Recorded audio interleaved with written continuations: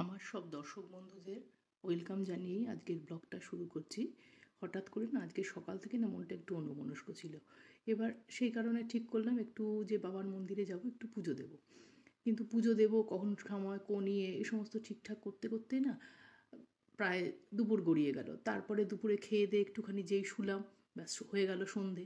তারপরে উঠে আমরা ঠিক করলাম যে লোকনাথ বাবার মন্দিরে যাব, পুজোটা না দিতে পারি একটুখানি দর্শন করব। তা ঠিক গেলাম, গিয়ে পৌঁছে সেখানে সন্ধেবেলা পৌঁছেই সেখানে বাবাকে দর্শনও করলাম খুব সুন্দরভাবে। আর মনটা যেন একটু উদাস হয়ে গেল, ওখানে বসে মনটা এত শান্ত হলো, এত ভালো লাগলো না, সত্যি কথা। তারপর 6:30 নাগাদ বাবার আরতি হলো, 6:30 থেকে শুরু হয় আর কি আরতি। প্রতিদিন আরতি দর্শন করলাম একসাথে। কাসর, ঘণ্টা, সব কিছুর আওয়াজে, শাঁখের আওয়াজে যেন মনে হলো জীবনটা অন্যরকম, জীবনে যেন অন্যরকম মানে খুঁজে পাই আমরা।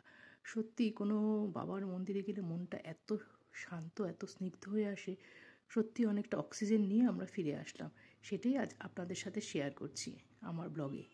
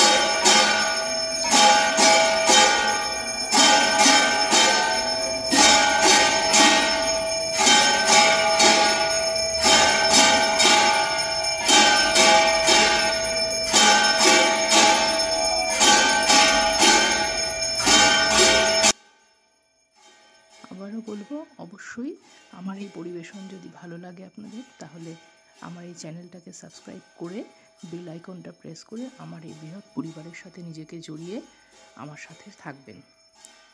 বড়দের নমস্কার, ছোটদের ভালোবাসা আর অন্যদেরকে আনন্দের ভাগ জানিয়ে আমি আমার ব্লগটা আজকে শেষ করছি। ধন্যবাদ সবাইকে।